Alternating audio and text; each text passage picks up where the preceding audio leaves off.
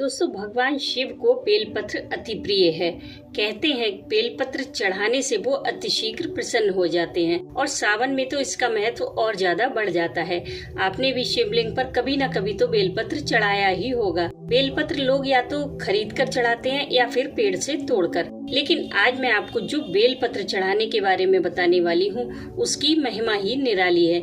ये बेलपत्र अगर आपने भगवान शिव को अर्पित कर दिया तो सिर्फ एक ही सोमवार काफी है आपकी किस्मत पलटने के लिए। दोस्तों, वैसे तो भगवान शिव की पूजा कभी भी की जा सकती है, लेकिन सावन का महीना बहुत ही पावन होता है। इस महीने की जाने वाली पूजा का फल भी हमें कई गुना मिलता है और हमारे द्वारा की गई कोई भी पूजा व्यर्थ नहीं जाती। हमें उसका फल अवश्य मिलता ही मिलता है, चाहे देर से ही सही। इसलिए बिना किसी फल की चाह के सावन में भोलेनाथ के प्रति अपनी श्रद्धा जरूर व्यक्त करें। इस बार सावन के साथ अधिक मास भी है, तो सावन 2 महीनों के हैं। ऐसा मौका 19 साल के बाद मिला है, आगे पता नहीं कब मिले। तो आपने अगर इस मौके को गंवा दिया तो पछताने के सिवा कुछ नहीं बचेगा, क्योंकि पूजा आप कभी भी कर लें, लेकिन विशेष अवसर पर की गई पूजा का फल भी विशेष होता है। तो इस मौके को अपने हाथ से बिल्कुल न जाने दें। इस उपाय के लिए आपको चाहिए 108 बेलपत्र।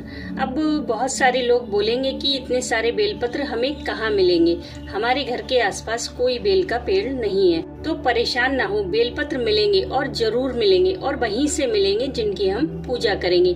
जी हाँ दोस्तों, बेलपत्र आपको पुराने लेने हैं, चढ़े हुए, जो आपको किसी भी शिव मंदिर में मिल जाएंगे। आप वहाँ के पुजारी जी से बात करके वहाँ से बेलपत्र ला सकते हैं। बेलपत्र भगवान शिव को इतना प्रिय है कि एक दिन पहले चढ़ाया हुआ बेलपत्र भी आप दोबारा से चढ़ा सकते हैं। शिव पुराण में तो यहाँ तक कहा गया है कि नूतन बेलपत्र ना मिले तो चढ़ाए हुए बेलपत्र को धोकर बार बार चढ़ाया जा सकता है। तो आपको जिस दिन भी पूजा करनी हो उससे एक दिन पहले बेलपत्र लाकर रख लें। दोस्तों, अगर आपको लग रहा हो कि हम चढ़ाए हुए बेलपत्र नहीं चढ़ाएंगे तो आप फ्रेश बेलपत्र भी ले सकते हैं, लेकिन उन्हें एक दिन पहले घर लाकर रख लें। वैसे इस पूजा में अगर आप मंदिर के चढ़ाए हुए बेलपत्र लेंगे तो वो ज्यादा फलदायी रहेंगे। सभी बेलपत्रों को पानी से धोकर उन पर गंगाजल छिड़क लें, फिर साफ सूती कपड़े से पोंछकर एक प्लेट में रख लें।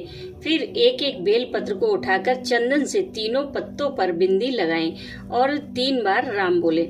तीनों पत्तों पर बिंदी लगाते जाएं और राम बोलते जाएं। बिंदी बेलपत्र के सीधी तरफ लगानी है। इस तरह सभी बेलपत्र आप राम नाम से अभिमंत्रित कर लें। दूसरे दिन सुबह ब्रह्म मुहूर्त में सबसे पहले घर पर शिव पंचाक्षर स्तोत्र का पाठ करें। उसके बाद ये सारे बेलपत्र लेकर किसी भी शिव मंदिर में चले जाएं।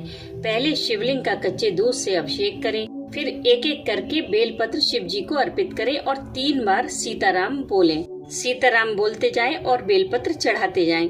इस उपाय को यदि आप सावन में करेंगे तो अधिक फलदायी रहेगा।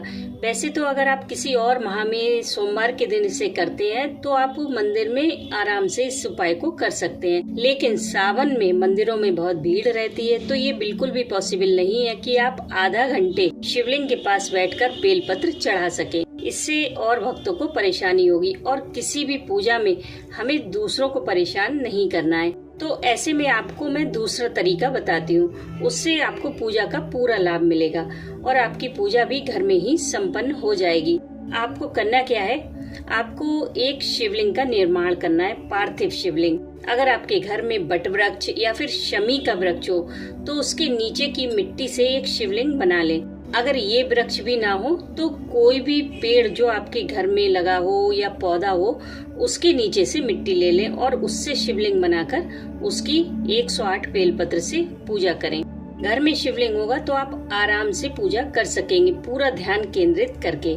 लेकिन जब आप मिट्टी से शिवलिंग बनाएं तो एक चीज का ध्यान रखें, जब आप कच्चा दूध अर्पित करें तो उससे पहले एक बेलपत्र शिवलिंग के ऊपर जरूर चढ़ा दें, नहीं तो कच्चा दूध पड़ने से शिवलिंग को हानि पहुंचेगी।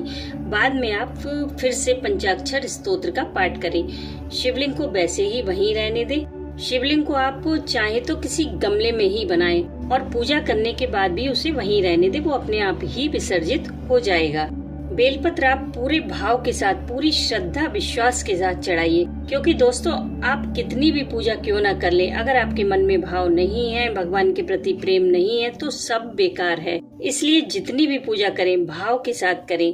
सारे बेलपत्र चढ़ाकर भोलेनाथ से जाने अनजाने में हुई अपनी समस्त गलतियों के लिए क्षमा मांगे। वैसे तो भगवान से कुछ भी मांगने की जरूरत नहीं है, उन्हें सब कुछ पता है, लेकिन फिर भी अगर आपका मन नहीं मान रहा है तो आपकी जो भी परेशानी हो आप भगवान से कह सकते हैं। प्रभु आपकी समस्त कामनाओं को पूरा करेंगे। बस परमात्मा पर अपना विश्वास बनाए रखिए। मैं मिलती हूँ आपसे नेक्स्ट वीडियो में, तब तक के लिए हरे कृष्णा।